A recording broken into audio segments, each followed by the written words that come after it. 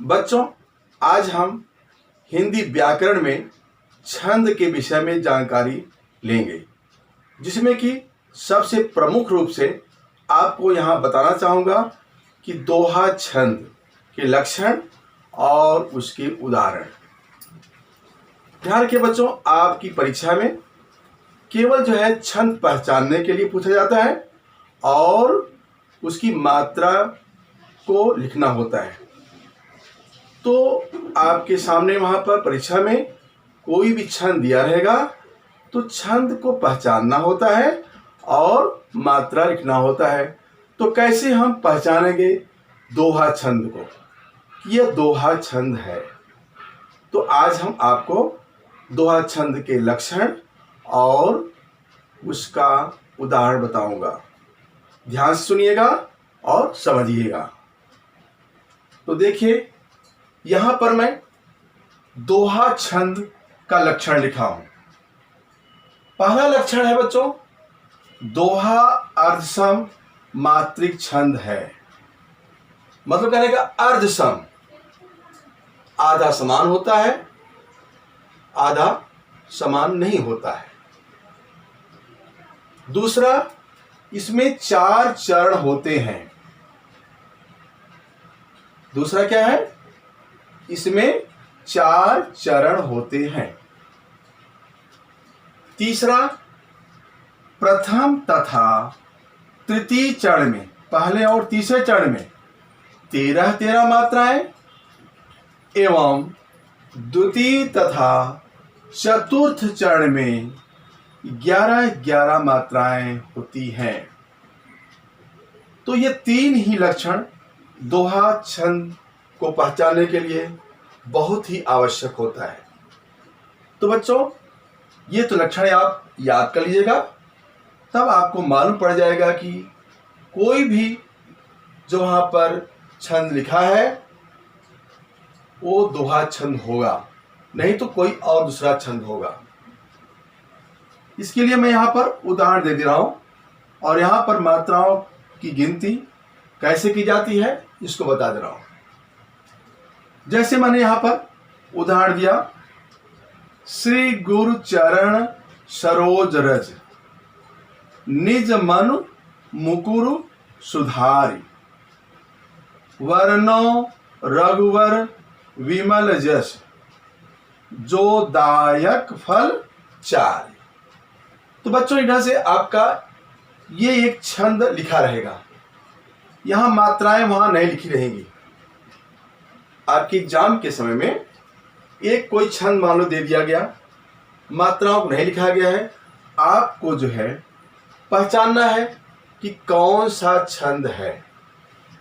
पहचानने के लिए आपको लक्षण बता दिया मैंने, अब उदाहरण दे दिया। तो कैसे हम गिनते हैं बच्चों, बता दूं आपको मैं।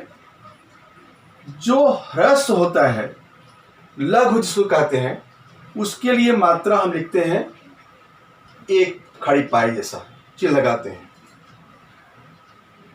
और जो 2 मात्रा अर्थात दीर्घ होता है, उसके लिए हम यह चिन्ह लगाते हैं यस का। इसको कहते हैं दीर्घ गुरु, बड़ा जो होता है। तो हम यहां आते हैं, श्री यहां पर मात्रा बड़ी लगाया गया है, तो यहां दीर्घ यस का चिन्ह लगाएंगे। गुरु में दोनों में छोटा उ है, इसलिए एक खड़ी पाई। चरण में सभी में ये लघु है, कोई मात्रा दीर्घ नहीं है, इसलिए एक खड़ी पाई लगाएंगे। सरोज में स छोटा है, रो दीर्घ है, सिंबल यस का होगा, मीन्स बड़े का सिंबल होगा, और इसमें एक खड़ी पाई छोटे होने के कारण होगा। रज, इसमें भी लघु का चिन्ह लगेगा, सिंबल एक खड़ी पाई। तो अगर हम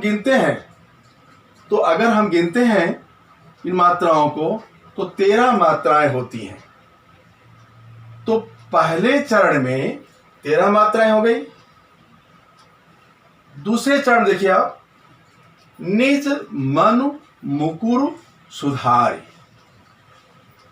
लघु है, छोटी मात्रा लगाया गया है न पर, तो एक खड़ी पाई, फिर यहां पर भी छोटा है, एक खड़ी पाई। तो इधर से मनु, इस पर भी लघु मात्रा लगेगा, मुकुर इस पर भी छोटा ऊ है, यहां पर भी छोटा ऊ है, तो एक खड़ी पाई, तीनों पर एक एक एक, एक करेंगे। तो सुधारी, यहां पर भी बच्चों सु पर छोटा ऊ मात्रा है, धा बड़ा धा है, इसलिए दीर्घ होगा यहाँ पर एक खड़ी पाई होगी, अर्थात लघु मात्रा होगा। तो इधर से आपको गिनने पर कुल 11 मात्राएं हो जाती हैं। तो बच्चों पहले चरण में 13 मात्रा, दूसरे चरण में 11 मात्राएं, दूसरे चरण में 11 मात्राएं। फिर तीसरे चरण देखिए, वर्णो रघुवर विमल जस। वर्णो, यहां पर एक खड़ी पाई, एक खड़ी पाई, और यहां यश का चिन्ह दीर्घ होने के कारण, बड़ा होने के कारण है। रघुवर, यहां पर भी लघु है, ये भी छोटा है, ये भी छोटा है, ये भी। तो रघुवर में मात्रा का चिन्ह जो होगा एक खड़ी पाई होगी। विमल छोटी मात्रा है, इसलिए लघु मात्रा लगेगी, लघु मात्रा, फिर लघु। फिर यहां पर यश, यहां पर जस, तो एक खड़ी पाई, एक खड़ी पाई, कुल गिनेंगे तो है, जब सब हम गिनेंगे मात्राओं की संख्या, तो यहां पर 13 मात्राएं होगी। चौथे चरण में जो दायक फल चार, जो दीर्घ है इसलिए यश का सिंबल होगा, दायक दा दीर्घ है, यश का सिंबल होगा, यक पर य पर एक सिंबल, लघु की मात्रा लगी है, यहां पर भी फल चार, एक खड़ी पाई यहां पर, यहां लघु है इसलिए ऐसा, चार पर दीर्घ है इसलिए जो है यहां पर सिंबल यश का होगा, मीन्स दीर्घ होगा, यहां पर एक सिंबल लगेगा क्योंकि छोटी ही है। तो हम यहां गिनेंगे मात्राओं की संख्या हो जाएगी 11 मात्राएं।